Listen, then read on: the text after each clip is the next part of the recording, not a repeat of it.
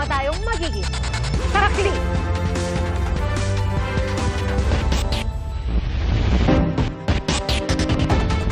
Mga kapuso, umaatikabo ang mga tagpo kanina sa loob ng Senado nang umalingaw-ngaw ang mga putok ng baril sa gitna ng lockdown.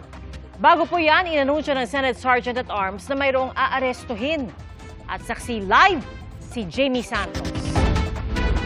Jamie? Pia, matapos nga ang putukan sa loob ng Senado kanina, kapansin-pansin ang karagdagang puwersa ng PNP sa palibot ng Senado maging nga sa area ng GSIS ngayong gabi. Katunayan, mag-aalas 10 ngayong gabi, nakasalubong natin ang ilang mobil ng pulis, lula ng ilang PNP SWAT na pumwesto sa may GSIS. Mahigit 2 oras ng tensyonado ang sitwasyon dito sa Senado sa gitna ng ipinatutupad na lockdown at mga putok ng baril kanina.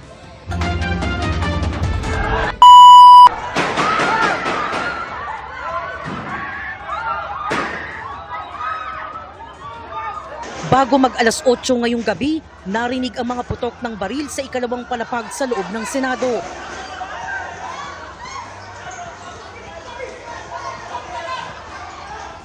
Nagdulot ito ng matinding tensyon. Agad pinalikas sa mga nakabantay na taga-media, pati mga natitirang staff ng Senado.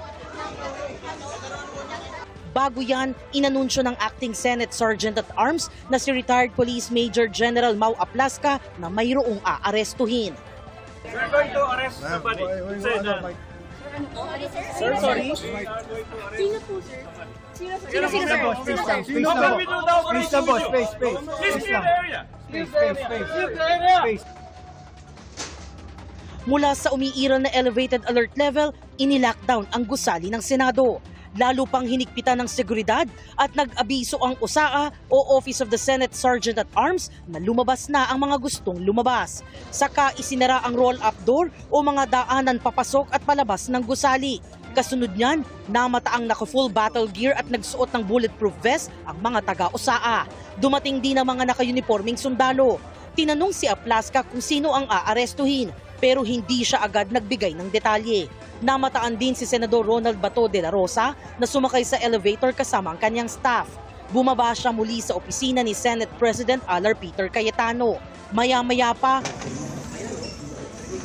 narinig ang tunog ng grinder o tila may nagbabarena sa labas ng isang pinto ng gusali na nasa side ng tanggapan ng GSIS. Ayon sa impormasyong nakuha mula sa USAA, may mga nagtatangka umanong makapasok sa Senado. Pasado alas 7:30 ng gabi, kinumpirma ng USAA na dumating na ang mga tauhan ng Office of the House Secretary General para ihatid ang articles of impeachment laban kay Vice President Sara Duterte. Go!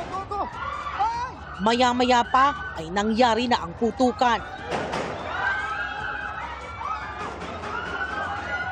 Nagtakbuhan ang mga naroon. Sa kanyang live stream, kinumpirma ni Cayetano na nagkaroon ng putukan pero hindi malinaw kung sino ang mga nagpaputok. I'm in the Senate with the other senators. We're having a caucus. Nabalitaan po namin na allegedly may mga taga-NBI na gustong pumasok. Nakita na nagbabarena ng pinto galing ng walls galing dun sa GSIS side. So we have our security here. Papasalamat kami sa PNP, outside and inside meron. Nandito ang Marines, but ito po ang emergency. Nagkaputukan na po. May report ako from the Sergeant-at-Arms. So the NBI is denying na tao nila, pero nagkaputukan na. So we don't know what's happening. Everyone's locked in their rooms now. We cannot go out. We cannot secure our other staff. So again, kung sino nakikinig from the government, this is the Senate of the Philippines. We are allegedly under attack. Pinuna naman ng magkapatid na Cayetano ang naging tugon umano ni NBI Director Melvin Matibag nang tawagan siya ni na Senador Pia Cayetano at Loren Legarda kaugnay sa putukang nangyari sa loob ng Senado. Si Senator Loren at si Senator Pia finally got in touch with the NBI Director. So they're here in the room. We have to turn off the lights dahil may putukan na nangyayari. Si Senator Pia and si Senator Loren called the NBI Director. He said wala daw sila dito dahil pinaalis daw nila dito. So he said, please find out what's happening kasi nagpuputukan. When Senator Lauren was talking to him very calmly, I said, what are you gonna do about this? Pinuputukan kami dito. Sabi niya, hindi kami makalapit, pinalis niyo kami dyan. Sabi ko, well then do your job, make us safe, this is not good. Ma'am, wag mo ako sigawan. Yun lang ang masasabi mo sa akin. Pinuputukan kami, sasabihin mo sa akin, wag kitang sigawan. Sumisigaw ako dahil mataas ang emotion. So, Naglabas din ng kani-kanilang post ang iba pang senador tungkol sa sitwasyon sa Senado. Sa isang post sa kanyang social media account, sinabi ni Senador Tito Soto na nadismaya siya sa mga pulis at security personnel na nakatalaga sa labas ng Senado dahil bigo umano silang kontrolin ang gulo ng mga taong nasa labas. Siya raw ay sinalakay ng mga tao kahit nasa loob na ng kanyang sasakyan at palabas na dapat ng Senate compound. Kinalampag daw ng mga nagpoprotesta ang kanyang sasakyan, pinagbabato ng bote at pinagmumura. Kahit pa raw nakita nilang mag-isa lang siya at walang kasamang bodyguard. Hindi tama itong nangyayari kung nais nilang nakipin si Senator Bato, hindi nila dapat ipinsala ang institusyon ng Senado, ang building ng Senado at ang mga senador. Hindi po tama itong nangyayari at nananawagan kami sa mga opisyal kung kayo ay busy o may ginagawa o kung ano-ano pa, pwede ba tulungan ninyo kami rito at nagpapasaklolo na yung mga senador ng ating republika. Nandito na po si Secretary John Vic Remulla para maimbestigahan kaagad kung ano yung totoong nangyari. Kalma lang po kayo. Tayo natin kung ano talaga yung nangyari. Sa mga kababayan natin nakikinig, huwag muna kayong masyadong mabahala. Trap pa rin kami sa Senate, almost 2 hours na ata. Tumigil na yung gunfire pero kanina lakas ng putukan sa loob at nag-blackout kami. Dito pa kami kasama lahat ng senador, pati yung kapatid ko si Camille. So we're safe and please pray for us. Pasado alas 8 ng gabi nang dumating si Interior Secretary John Vic Remulla. To secure the senators, that is my number one priority. I will not arrest Senator Bato.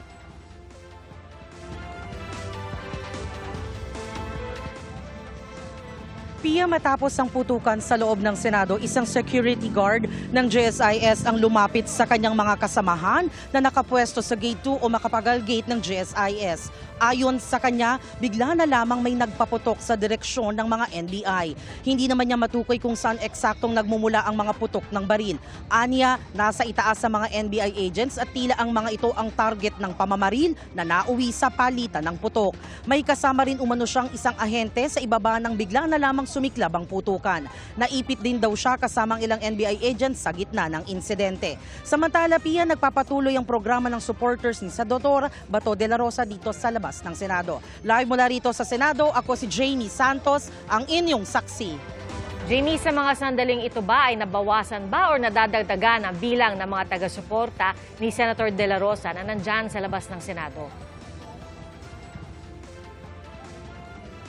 Pinapansin natin habang lumalalim yung gabi, hindi nababawasan yung mga supporters ni Senador Bato de la Rosa dito sa labas ng Senado. Maging yung PNP personnel ay nadaragdagan pa. Sa napansin nga natin, kagaya na bang nabanggit natin kanina, ay nadaragdagan yung pwersa ng PNP personnel sa palibot ng Senado. Maging sa side ng GSIS, may mga nakapwesto na ring PNP personnel ngayong gabi. Pia. At hanggang sa mga sandaling ito, Jamie, nanatiling sarado pa rin ang gate at wala pa rin makapasok sa loob ng Senado? Yes, Pia, kung makikita mo sa aking likuran, nandito tayo sa harap ng Gate 1 ng Senado. Nananatiling sarado pa rin yung Gate 1 ng Senate. Kaya naman may mga hindi pa nakakapasok na gusto sanang pumasok sa loob ng Senate para malaman kung ano ng sitwasyon doon. Maging mga kasamahan nating ilang nasa loob, hindi pa yata nakakalabas hanggang sa mga oras na ito. May mga ilan lang tayong nakikitang sasakyan mula sa loob ang nakakalabas. Pero yung ibang sasakyan mula sa loob ng Senate ay doon na sa gawin ng GSIS Gate lumalabas, Pia. Alright, maraming salamat, Jamie Santos. At dumating na nga po sa Senado at nakipagpulong si DILG Secretary John Vic Remulla sa mga senador kaugnay na nangyaring tensyon sa Senado ngayong gabi. Magandang gabi po sa inyo lahat. Nandito na po si Secretary John Vic Remulla para maimbestigahan kaagad kung ano yung totoong nangyari. Kalma lang po kayo. Tayo natin kung ano talaga yung... Sa Facebook Live ni Senator Bongo, sinabi niya inaalam na ni Remulla ang nangyaring gulo sa Senado. At sa gitna nito, nanawagan ng senador na kumalma ang lahat at hintay na lang na lumabas ang katotohanan. Umalingaw-ngaw daw ang mga putok ng baril habang nagpupulong ang mga senador. Tiniyak po ni Interior Secretary John Vic Remulla na ligtas ang lagay ni Senator Bato de la Rosa sa gitna ng komosyon sa Senado kanina. At para po sa iba pang detalye, saksi live si Maris Umal. Maris? Yes, Pia, narito pa rin tayo ngayon sa labas ng Senado kung saan makikita natin na naka-lockdown, no? Itong Senate halls, ito pong main gate ng Senado ay talagang nakakandado, may mga barbed wire pa para hindi mo malalapitan. Pero hanggang sa mga sandaling ito ay talagang napakaraming mga pulis na nagbabantay. Katunayan, papakita ko, marami sa kanila medyo nagpapahinga muna sa ngayon, no? Dahil nga talagang pamorningan na siguro itong pananatili nila. Dahil hanggang sa mga sandali ring ito, Pia, ay nagpapatuloy din yung programa ng ilang mga rallyista. Itong mga nagsasalita ngayon ay mula sa pro-Bato, mga supporters ni Senador Bato de la Rosa. At wala silang sinasabi kundi batikusin ang pamahalaang Marcos, no? Ito na mga pulis na nandito, mga Civil Disturbance Management Unit ay naririto, Pia. Nasa 1,200 yung puwersa ng mga pulis na nandito, nagbabantay para i-secure yung area. At kanina rin, Pia, ay dumating na rin ang mga tauhan mula sa Explosive Ordnance Division, pati yung mga investigador mula sa Pasay Police. Ang sinasabi sa atin nung itanong natin ay ipinatawag na raw sila. Kailangan daw ng investigador sa loob. So, bago mangyari naman yung pagdating ng mga pulis na ito mula sa different units, ay nasaksihan natin bago mag-alas 9 ng gabi ang pagdating dito sa Senado ni DILG Secretary John Vic Remulla, pati na rin kanina si NCRPO Chief Police Major General Anthony Aberin at sumunod naman si PNP Chief Jose Melencio Nartates. Lahat sila ay pumasok na sa loob at hanggang ngayon magdadalawang oras na hindi pa rin sila lumalabas. Ang sinabi ay tinawagan daw sila ng OSAA para humingi ng tulong for security. So ang sinabi ni Secretary John Vic Remulla, isi-secure nila lahat ng CCTV para malaman kung ano ang naging sanhi ng putukan, paano nagsimula yung pagpaputok sa loob ng Senate halls. At bukod doon ay para i-secure din ang lahat ng mga senador na naiwan pa sa loob. Ang siniguro sa atin ni Secretary John Vic Remulla ay nananatili sa loob ng Senado si Senador Bato de la Rosa. Bukod sa kanya ay meron din tayong kinontak na source mula naman sa kampo mismo ni Senador Bato de la Rosa at sinabi nila sa atin na safe sila, nasa loob sila ng Senado, nasa loob sila ng Senate halls, hindi sila umalis at wala naman daw nasugatan sa kanila. At ang sinasabi rin sa atin ng PNP, as of a while ago, no, yung kaninang nagtanong tayo kay Chief PNP Nartates, wala naman daw nasaktan. Pero ang kinukumpirma niya, live fire daw yung nangyari kanina. Sa ngayon ay patuloy tayong naghihintay dahil nangako itong si Secretary John Vic Remulla na magbibigay siya ng press conference matapos nga itong investigasyon at pagtatanong sa mga senador at sa lahat ng mga iba pang mga saksi sa loob ng Senado. So yan ang inaantabayan na natin, Pia. Sa ngayon, yan muna ang pinakasariwang balita mula pa rin dito sa Senado. Ako si Maris Umali, ang inyong saksi. Maris, sa punto ba ito masasabi na natin na humupa na ang tensyon dyan sa Senado? Sorry, ang tinatanong mo, Pia, kung humupa na ang tensyon? Yes, Maris. Oo. Sa ngayon, kung ibabase natin at ikukumpara natin doon sa nangyaring putukan kanina, yung mga narinig natin na sunod-sunod na putok ng baril kanina, ay humupa na ang tensyon ngayon sa Senado. Sa ngayon, may mga tinanong tayo na ilang mga empleyado na lumabas from inside the Senate. Ang sinabi nila, and even some media members, no, na lumabas na, ang sabi nila wala na raw nangyayari sa loob. Naghihintay na lang daw sa investigasyon at sa paglabas nga ni Secretary Remulla para sa press conference. Pero so far as yung tension at yung kung meron pa bang anumang kaguluhan na nangyayari sa loob ay wala namang ganito ng sitwasyon sa mga sandaling ito, Pia. Alright, Maris, nakita natin na nasa labas ng roll-up door na si Secretary Remulla kasama si Senate President Alan Peter Cayetano. Kanina nagbigay na sila ng pahayag.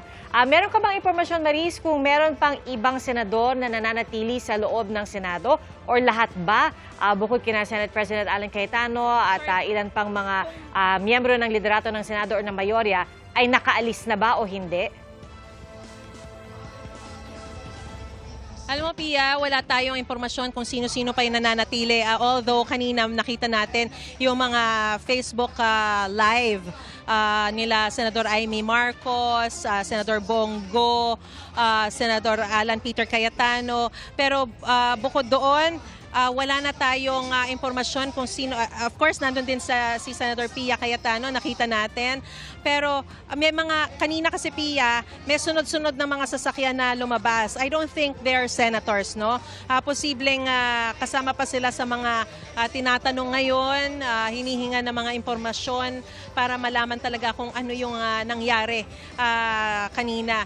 So, apart from them, Pia, kasi napaka-limited din yung information na nakukuha natin ngayon dahil nga naka-lockdown. So, mukhang mahina rin yung signal sa loob. Wala tayong makuha na matawagan. Although, may mga na-text nga tayo, no?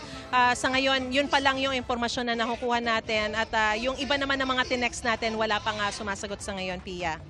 Alright, Maris, makikibalita ulit kami sa iyo mamaya para sa iba pang mga update. Maraming salamat sa iyo, Maris Umali. At mga kapuso, dumating din sa Senado ngayong gabi si PNP Chief Police General Jose Melencio Nartates Jr. matapos siyang hinga ng tulong ng Office of the Senate Sergeant at Arms. Mag-iimbestiga raw sila sa loob ng Senado at aalamin kung sino ang nagpaputok ng baril na ayon sa USAA ay live fire at hindi blank fire. Tumawag sa akin ng Sergeant of Arms asking for police security at mag-imbestiga kung anong meron, bakit may putok doon. Kinumpirma naman ni Senate President Alan Peter Cayetano na natanggap na ng Senado ang Articles of Impeachment mula sa Kamara. At paglilinaw pa niya, walang koneksyon ang mga nangyayari ngayon sa loob ng Senado sa impeachment ng Vice Presidente. Si Sen Bato is secured, he's okay. Aakyatin namin ni Sec Remulla, hindi siya arestuhin ngayon. They will respect the Supreme Court's decision of giving 3 days each na mag-comment. I told you, everyone, dumating yung articles of impeachment. We don't want any speculation that this has any connection with anything. Pinuna po ng ilang senador ang matagal na transmittal ng Articles of Impeachment mula sa Kamara. Ang sagot ng ilang impeachment prosecutor, marami itong pahina dahil maraming ebidensyang pinag-usapan ang Kamara. Saksi, si Tina Panganiban Perez. Pasado alas 7 ng gabi, nang kumpirmahin ni Senate Sergeant at Arms, Retired Police Major General Mau Aplasca, na dumating na sa Senado ang Articles of Impeachment laban kay Vice President Sara Duterte. Number one, I want to inform all of you that Section of Congress and the Sergeant at Arms of Congress has just arrived with the Articles of Impeachment.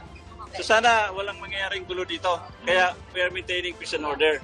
Noong 19th Congress, sa parehong araw ng botohan sa plenaryo na endorso at naipadala ng Kamara sa Senado ang resolusyong nagtatakda ng Articles of Impeachment laban sa Vice Presidente. Ngayong 20th Congress, noong Lunes pa ang naging botohan. Pero ngayong gabi lang naibigay ng Kamara sa Senado ang Articles of Impeachment. Sa isang pahayag, sinabi ni House Secretary General Cheloy Garafil na umabot sa libo-libong pahina ang kopya ng Articles of Impeachment na kinailangang pagsamasamahin at i-check para matiyak na tugma ito sa inaprubahan ng Kamara. Pinuna ni Senator Amy Marcos ang matagal na pag-transmit nito. Hindi raw katanggap-tanggap at mahirap seryosohin ang anyay excuse ng Kamara na nag-reproduce pa sila ng mga dokumento. Tinawag din niyang political maneuver para raw makontrol ang timing ng Senate proceedings ang naging pagkaantala sa articles of impeachment. Depensa ng ilang impeachment prosecutor. Sir, wala namang rule stating that it shouldn't take this long to send it to the Senate? Wala naman, but I'm sure as soon as possible gagawin yun ng Secretary General ng Kongreso. Noong nagdaang taon, we undertook the fast-track route. Sa taon pong ito, we had undertaken the House Committee on Justice route, no, kung saan we had held full proceedings, clarificatory hearings. So talaga po nga expectedly, mas marami po yung mga pahina, mas marami po yung dokumento, mas marami po yung ebidensyang pinag-uusapan. Tuloy-tuloy ang informal meetings ng mga nahalal na impeachment prosecutor. Binubuo na rin ang listahan ng mga volunteer private prosecutor na tutulong sa mga kongresista. Pero tanong ng ilan, makakaapekto ba sa impeachment trial ang pagbabago ng liderato sa Senado? Ang totoo, hindi naman ho nagbago yung composition ng Senado. Ang nagbago lang po yung liderato nito. So, we will still be dealing with the same set of senator judges. Ang pinaka-challenging para sa aming mga prosecutor ay ang mga senador na bumoto para i-archive ang naunang impeachment complaint ng nakaraang taon ay nakaupo na sa lideratong mga posisyon ng ating Senado at napakahirap magkaroon ng isang impartial impeachment trial if those who decided to archive it and not follow the rule of law will be the ones sitting as senator judges. Pero sa palagay ng ACT Teachers Party List, posibleng makaapekto sa kredibilidad ng Senate Impeachment Court ang paglahok ni Senator Bato de la Rosa bilang Senator Judge. We're calling for his arrest. So, hindi siya inhibition. We're calling on him to surrender para wag nang madamay pa ang Senado at kahit yung impeachment court at yung credibility nito sa mata ng publiko at sa mata ng buong daigdig. Hinihingan pa namin ng reaksyon ng bagong mayorya sa Senado, pati si Senador de la Rosa ukol dito. Ako si Tina Panganiban Perez, ang inyong saksi. Bago pang gulo sa Senado kanina, nanawagan si Senador Bato de la Rosa ng anyay mapayapang prayer rally sa Senado. May balak din siyang umapila sa mga kapwa-graduate ng Philippine Military Academy, gayon din sa mga sundalo at pulis. Ating saksihan. Meron na po mga operatiba ng NBI at ng CIDG ang pupunta dito para ako'y arestuhin. May natanggap daw na impormasyon si Senador Ronald Bato de la Rosa na aarestuhin na siya pagkatapos ng kanilang sesyon. Sinabi niya ito sa kanyang live stream ngayong hapon. Kasabay niya ay nanawagan ang senador. Ako po'y nanawagan sa inyo. Sana tulungan niyo ako. Huwag po tayong papayag na another Pilipino ay dadalhin sa dahig. Ako po isang tapat na pulis, tapat sa serbisyo. Bakit nila ako ginaganito? Hindi po ako nanawagan ng violenting pag-aaklas. Ako po nananawagan ng isang peaceful na prayer rally. Dumulog sa Korte Suprema ang kampo ni De La Rosa para pigilan ang pag-aresto sa kanya. Sa ngayon ay walang inilalabas na Temporary Restraining Order o TRO ang Korte Suprema. Pero pinagkokomento nila ang gobyerno sa loob ng 72 oras kaugnay ng mosyon ni Bato na kumukwestiyon sa arrest warrant mula sa International Criminal Court o ICC. Noong nakaraang taon, isang araw matapos arestuhin si dating Pangulong Rodrigo Duterte, sinabi ni De La Rosa na handa siya sakaling may arrest warrant na laban sa kanya. Pag mapa-arrest ako, pag may arrest warrant na, I can join the old man and hopefully makatulong ako doon sa kanya, maalagaan ko siya doon. Pero sa panayam sa kanya kanina, tila nagbago na ang posisyon niya tungkol dito. Pareho pa kayong kapwa detainee, walang assurance na magkasama kayo doon sa isang silda or isang building, hindi mo alam kung saan kayo ilalagay at very strict ang policies nila doon. So, it defeats the purpose of being there with him in the same vicinity. Kung hindi mo siya malalapitan, hindi mo siya makakommunicate. Sa website ng ICC, dinagdag si De La Rosa sa listahan ng mga wanted person. Iginigiit ni De La Rosa na susunod lang siya sa korte sa Pilipinas, pero sakaling maglabas ng arrest warrant ang local court, I will cross the bridge when I get there. So hindi pa rin sigurado? titingnan natin. Basta ang masasabi ko lang, I will exhaust all legal remedies available. Bakit? Konbiktado na ba ako? I'm just being charged. At alam natin, ikaw alam mo mismo na ang background nitong lahat ay politika. Kahit magtanong ka sa taong bayan, may pinatay ba akong tao? Meron ba akong tao, pulis na itusan na patayin mo yan? Wala. After ako nagserbisyo ng tapat dito sa ating bansa, for how many years? Tuloy ang panawagan niya kay Pangulong Bongbong Marcos na huwag siyang isuko at kung di pakinggan ay maghahanap siya ng ibang makapagbibigay sa kanya ng suporta. Hindi ako magtatago, kundi mag-aapila ako doon sa aking mga kapwa PMAers.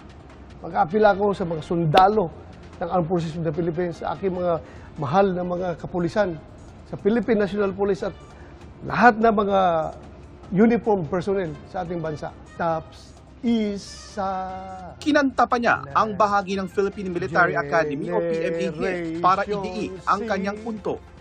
Our country free!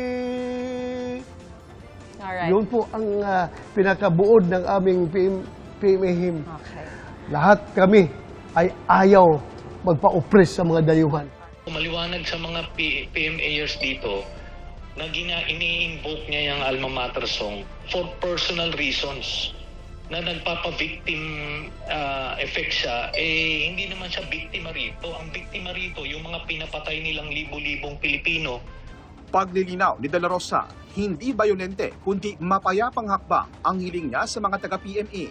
At matapos ang ilang araw na pagtangging sagutin kung bakit bigla siyang nagpakita matapos ang halos kalahating taong pag-a-absent sa Senado, umamin si De La Rosa na iniwasan talaga niya ang warrant of arrest ng ICC. I know that there was a threat to my liberty. Alam kong merong warrant of arrest ng ICC. Kaya ako, it is natural instinct, human instinct to preserve yourself. Binawi naman ng PNP-CIDG ang subpina para kay De La Rosa para paharapin siya sana sa Camp Crame bukas bilang bahagi umano ng investigasyon sa mga extrajudicial killing sa Davao City noong hepe pa siya ng Davao Police. Salamat naman para hindi naman ako babiyahe dyan dahil naka-kustudiya ako sa Senado eh. So salamat CIDG. Thank you. Thank you Okay. at nirecall ninyo. Masakit naman daw para sa senador na may mga kasamahan siya sa Senado na sila pang nananawagan sa kanyang sumuko na. Malungkot. Mga kasama natin yan eh. Matagal kami kasama sa Senado. Ganun-ganun na lang tayo na parang umalis ka dito. Hindi ka na,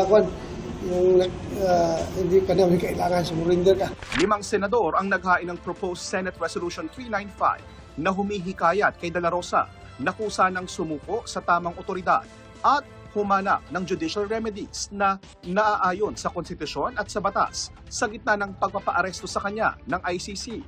Paglilinaw ni Lacson, hindi nila gustong pasukuin si De La Rosa sa ICC, kundi sa lokal na korte. No. Naintindihan ko rin yung pinanggagalingan niya. Lalo na especially sa akin kasi nga magkasama kami matagal. It is unfortunate na na-misinterpret niya yung reso. Kasi ang understanding ko doon, i-exhaust lahat yung legal remedy, judicial remedy. Tapos kung na-exhaust, alam ba, sinabi na ng court, nag-issue ng order, authorizing yung then that's the time na mag-surrender siya voluntarily. Yun. Meaning? Which is not contrary to sa position ni Senate President. Cayetano. Di ba sabi niya, once na maglabas ng order ang domestic court,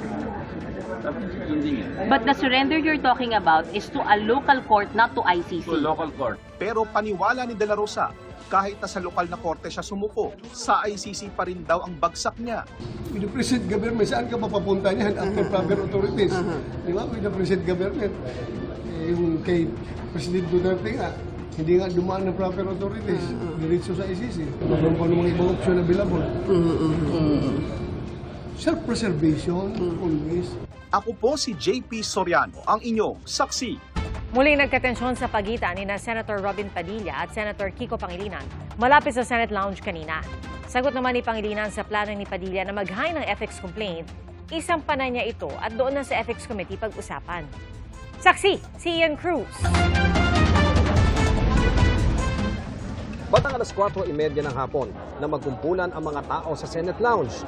Nakasuspindi noon ang sesyon para sa break ng mga senador. Nagkatensyon pala sa pagitan ni na Senador Robin Padilla at Senador Kiko Pangilinan. Bukod sa mga tauhan ng Senate Sergeant at Arms, nagtungo rin doon ang ilang staff ng mga senador. Pero on their way out, going to the lounge, medyo nagkaroon ng commotion ulit si Senator Robin at si Senator Pangilinan. But it was quickly satisfied, settled. Medyo nagtatabi lang ng konti, nagsagutan na ulit nag-break sila doon. So magmimerienda lang sana sila. But on their way out, medyo siguro nagsagutan ulit. So muntik na nagkaroon ng muntik lang naman, muntik lang. Kahapon pa mataas ang tensyon sa pagitan ng dalawang senador. Hindi nagustuhan ni Padilla ang anyay pagtataas sa kanya ng boses ni Pangilinan sa gitna ng pagtalakay sa tangkang pag-aresto kay Senador Ronald Bato de la Rosa. I'm appealing that perhaps this matter should be tackled in the committee rather than in this in plenary so that we can address other concerns, Mr. President. Paano natin pag-uusapan yung ibang... And for the record, Mr. President, I still have the floor. Sabi ni Padilla, balak niya maghain ng ethics complaint. Sabi naman ni Pangilinan, sa tagal niya sa Senado at sa dami ng sigawan at pagtataas ng boses na nangyari roon, ay ngayon lang daw siguro magkakaroon ng ganitong ethics case. Dagdag niya, huwag daw maging balat sibuyas. Wala raw legal na basehan at walang kwenta ang ethics complaint. Kung sakali man, sasagutin daw niya ang kontrareklamo, ang anyay paglabag ni Padilla sa parliamentary rules. Bago ang insidente sa Senate Lounge kanina, tumayo sa plenaryo si Padilla para kondenahin ang ginawa ni Pangilinan. Ako po ay neophyte kung tawagin. Napakainam po sana kung pakitaan niya ako ng magandang asal at ipakita sa akin na ganito, iho, ang pagsasabi ng I'm not finished. Hindi yung I have the floor with the burning eyes and the very high voice. Ipinunto rin ni Padilla ang tangkang pakikipagkamay sa kanya ni Pangilinan kahapon. Bagay na hindi tinanggap ni Padilla dahil ang gusto niya sa Senate floor mag-sorry si Pangilinan. Hindi po ito usapin ng lalabas tayo sa media at sasabihin mong balat sibuyas ako. E di tapon na natin itong rules of the Senate. Ang sinasabi ko dito, tanggalin natin yan sa record dahil ayokong mababasa yan ng aking mga anak at apo na ang isang Muslim senator ay sinisigaw-sigawan dito sa plenaryo. Sagot naman ni Pangilinan, ang suggestion ko ay dahil napanood ko kagabi sa balita na nais pong magsampa ng ethics case laban sa atin na si Senator Robin Padilla. So ang suggestion ko, isampa na yung ethics case at doon na po sa ethics committee na ating pag-usapan ito dahil marami pang ibang mga mas importanteng bagay sa aking paniwala ang dapat nating talakayin. Wala na po siguro mas importante kung rules of the Senate ang pinag-uusapan natin. So ang ibig pong sabihin ba niyan na hindi kayang mahumingi ng paumanhin ng isang veteran senator? Para sa kanyang pagtaas ng boses? Yun po ba? Nakikita ko po ang matamis ng ngiti ni Senator Kiko Pangilinan. Napakahirap po bang sabihin, no? May I suspend session first? matapos ang mahigit kalahating oras, nangyari na ang komosyon sa Senate Lounge. Naagapan naman ng mga kapwa senador ang gulo, pero hindi pa nagkabati ang dalawa. Medyo hindi pa masyado settled, kasi di ba ang request ni Senator Robin is to apologize at the plenary, which the other Senator Pangilinan will not agree. Ayon kay Senadora Amy Marcos, hindi naman nagpang-abot sina Pangilinan at Padilla. Ay, hindi naman. Andun ako sa gitna. Ako dapat ang nasa pok eh. Wala naman nangyari. Daldalan lang. Na-excite lang ang mga tao. Wala naman nangyari. Pagkatapos ng komosyon, nakita ng ating news team si Pangilinan. Nais naman ang kanyang lagay. Hindi siya nagbigay ng pahayag. Sinubukan din namin kunin ang panig ni Padilla, pero ngumiti lang ito. Ako si Ian Cruz, ang inyong saksi. Wala raw pong mga taga-NBI sa loob ng Senado nang magkaroon ng putukan doon kanina. Iginit po yan ni NBI Director Attorney Melvin Matibag sa panayam kanina ng GMA News. Kaya ayon kay Matibag, walang nagpaputok ng baril mula sa kanilang mga ahente. Pinabulaanan din ni Matibag ang pahayag ni Senate President Alan Peter Cayetano na umangkas umano sila sa sasakyan ng media para makapasok sa gusali. Wala rin anyang direktiba na arestuhin nila si Senador Bato de la Rosa. Wala naman po kami dineploy doon at wala namang utos na may aarestuhin po si Senator Bato. Kausap ko lang po si Secretary Bida at sinasabi niya nga sa akin, maghintay tayo ng instruction na wala tayong gagawin. Wala nga po taga-NBI doon eh. So wala po magpapaputok ng baril na taga-NBI. Naglabas na rin po na payag si Pangulong Bongbong Marcos kaugnay ng nangyaring gulo sa Senado kanina. Ang sa Pangulo, sinabi sa kanya ni NBI Director Melvin Matibag na walang tauhan nila ang nakapasok sa Senado dahil wala naman umanong utos. Dalawang klase lang daw ang mga naka-uniformeng personnel na napanood sa mga balita. Ang mga pulis na naka-duty para bantayan ang Senado at ang isa pa ay ang Marine Detachment na trabaho ring i-secure ang Senado. Mga taga-USAA o Office of the Senate Sergeant at Arms naman daw ang mga nakasibilyan na may hawak na mahabang armas. Tiniyak din ng Pangulo na walang ibinigay na utos na arestuhin si Senator Ronald Bato de la Rosa. Wala pong instruction kahit na kanino na hulihin si Senator Bato. At ang nangyari, ang NBI, sinabihan ko nung lumabas yung resolution ng Supreme Court, mga alas 4 yung kaninang hapon, ay sinabi ko, umalis na kayo dyan. Nag-comply naman sila. Kaya nung kausap ko si Director Matibag, sabi niya walang NBI doon, nandito lahat kami sa opisina. Tayo maging kalma lang po.